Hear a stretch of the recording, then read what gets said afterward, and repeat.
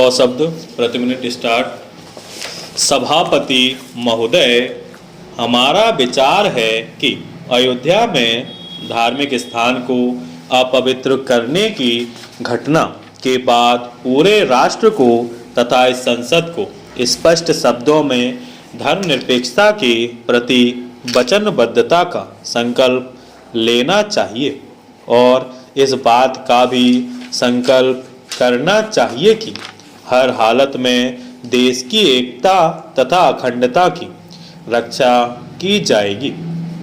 इस देश में एक गंभीर स्थिति उत्पन्न हो गई है। सांप्रदायिक आधार पर लोगों के बीच विभाजन की समस्या खड़ी हो गई है।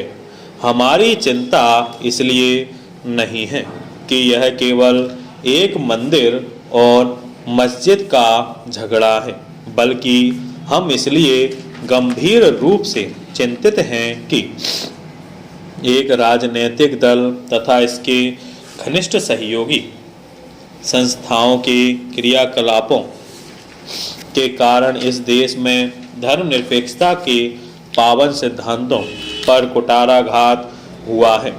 ऐसी परिस्थिति में हम चाहते हैं कि इस देश की सभी धर्मनिरपेक्ष ताकतें मिलकर सांप्रदायिकता की इस जहर का मुकाबला करें।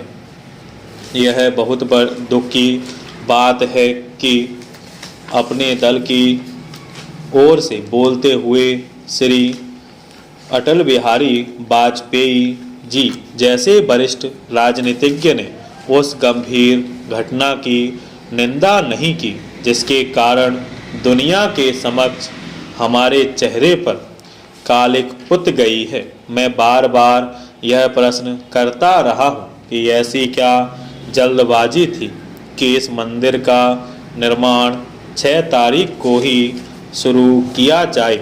इसके लिए उन्होंने वार्ता भंग कर दी। आज तक मैं नहीं समझ पाया हूँ कि 6 दिसंबर की तारीख क्यों निश्चित की गई थी। प्रधानमंत्री ने इस बारे में 4 महीने का समय लिया। हमने इस बात पर अपनी अप्रसन्नता प्रकट की है कि 2 महीने यूं ही बर्बाद हो गए और इस दौरान समस्या के समाधान के लिए कुछ भी नहीं किया गया।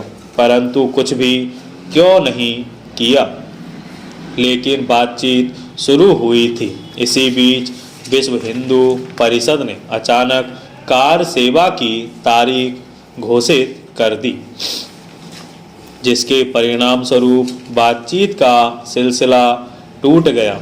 उसके बाद लोगों को वहां ले जाने के सघन प्रयास किए गए। जब उच्चतम न्यायालय ने इस संबंध में स्पष्ट आदेश जारी किए तथा उन्होंने इसका खुला उल्लंघन किया, इसलिए हम कहते हैं कि प्रधानमंत्री ने गलती की है।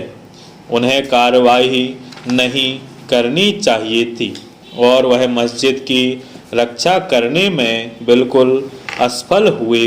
इसलिए हमने शुरू में मांग की थी कि उन्हें त्यागपत्र दे देना चाहिए, क्योंकि किसी न किसी को इसकी नैतिक जिम्मेदारी लेनी होगी। परंतु इस समय हमारे समक्ष एक और गंभीर संकट उपस्थित हो गया है, जो भारतीय जनता पार्टी तथा विश्व हिंदू परिषद इत्यादि संगठनों की संयुक्त कार्यवाही के कारण ऐसी स्थिति उत्पन्न हुई है। इसलिए हम मांग कर रहे हैं कि सरकार की सबसे पहली प्राथमिकता यह होनी चाहिए कि देश में विधि और व्यवस्था स्थापित की जाए और न सभी व्यक्तियों विशेषकर अल्पसंख्यकों को उचित संरक्षण प्रदान किया जाए।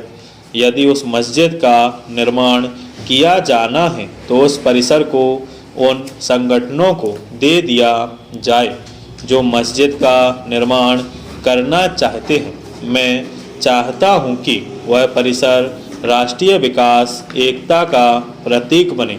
जहां तक वर्तमान स्थिति का प्रश्न है। इस प्रस्ताव पर एक विशिष्ट घटना के संदर्भ में चर्चा हो रही